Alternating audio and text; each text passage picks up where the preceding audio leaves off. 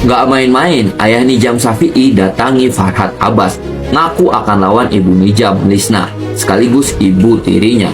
Gak tahan dengan segala tuduhan yang menyasar ke dirinya, baru-baru ini netizen dihebohkan dengan status baru Anwar yang menuliskan, "Raja anakku sayang, ayah akan lawan pengacara ibu tiri kamu." Di postingan itu terlihat Anwar Satibi bersama dengan Farhad Abbas sambil berfoto bersama, seperti memberi dukungan satu sama lain.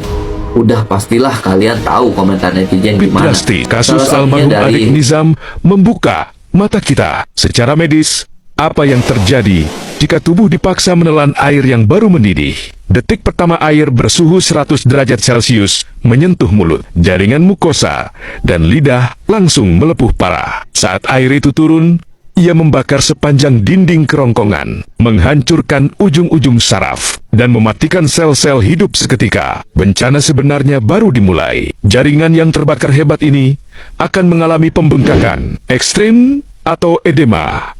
Saluran napas akan menyempit drastis, membuat korban kesulitan bernapas hingga tercekik. Saat air mendidih itu mencapai lambung, lapisan pelindung asam lambung rusak total, memicu luka bakar lambung yang luar biasa menyiksa. Kerusakan internal yang masif ini membuat tubuh masuk ke dalam fase shock. Cairan tubuh terkuras habis ke area luka dalam, menyebabkan tekanan darah anjlok. Tanpa penanganan medis super intensif, peradangan sistemik dan infeksi akan menyebar, berujung pada kegagalan banyak organ, multi-organ failure, dan sayangnya, merenggut nyawa. Mari kita doakan almarhum Nizam dan stop segala bentuk kekerasan pada anak. Apakah Kasus ada tindakan almarhum kekerasan yang dialami oleh anak itu? Ada. Siapa yang melakukan tindakan kekerasan? Itu yang melakukan kekerasan ayahnya. Dengan cara menyuruh anaknya tersebut itu suruh memburu. Nah, tujuannya suruh memburu biar bergerak badannya. Dikasih ketepel, kamu berangkat katanya. Jangan cuma di rumah saja. Yang dimana pemaksaan tersebut itu sampai ini pengakuan dari klien kami, anak tersebut gak mau, itu diseret, suruh berangkat. Diseret keluar rumah? Keluar rumah. Oke, dan dipaksa untuk pergi. Berburu. Oke, ada tindakan lain selain menyeret keluar rumah? Ada pemukulan-pemukulan lain yang disaksikan? Pemukulan yang lain itu pada saat dulu berada di rumah si ayahnya. Pada saat awal mula pernikahan tinggal di rumah ayahnya. Nah, pada saat tinggal di rumah ayahnya, yang dimana hal itu hanya bertiga orang, itu si klien kami selalu menerima KDRT, dan juga itu pun mengakibatkan ke anaknya juga pelampiasan. Oke, jadi bukan hanya almarhum, tapi klien Anda juga mendapatkan kekerasan dari Pak Anwar. Ini berdasarkan pengakuan dari klien kami seperti itu. Perlakuan kasar seperti apa yang didapatkan oleh klien Anda? Pernah sampai dipukul, sampai pingsan, Dipukul sampai pingsan? Dan juga pengakuannya seperti itu yang disampaikannya.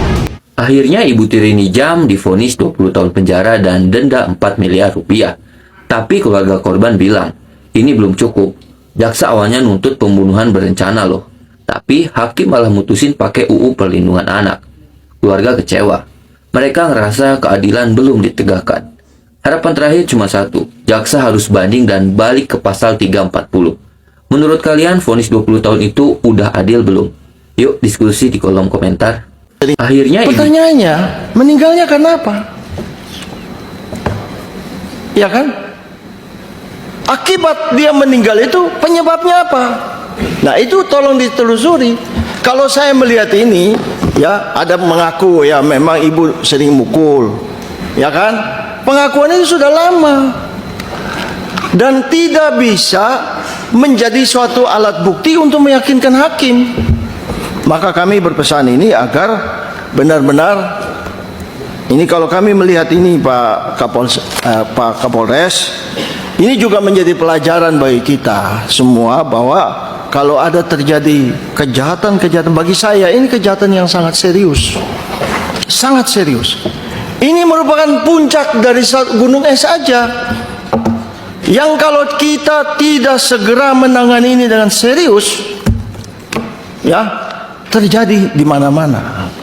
Kalau terjadi kekerasan rumah tangga, kekerasan terhadap anak, mohon jangan ada restoratif justice. Mohon jangan. Karena kejahatan itu selalu berulang. Masa kecil dia sudah dianiaya orang tuanya. Bagi dia biasa itu. Anak saya tempelin apa. Makanya tadi kan pernah ada ditegur kan, Ibu Sambung bilang, ini kan hak saya nih, anak saya kok. Bagi dia memukuli itu biasa. Demikian pembahasan dan reaksi mengenai kasus Nisam yang saat ini sedang menjadi perhatian publik. Kita semua tentu berharap agar kasus ini dapat segera menemukan titik terang, sehingga kebenaran yang sebenarnya dapat terungkap dan keadilan dapat ditegakkan sesuai dengan hukum yang berlaku. Terima kasih kepada teman-teman yang telah menonton video ini hingga selesai. Jangan lupa untuk subscribe, like, dan share agar channel ini dapat terus menghadirkan informasi dan berita viral terbaru untuk kalian semua. Sampai jumpa di update berita berikutnya. Terima kasih.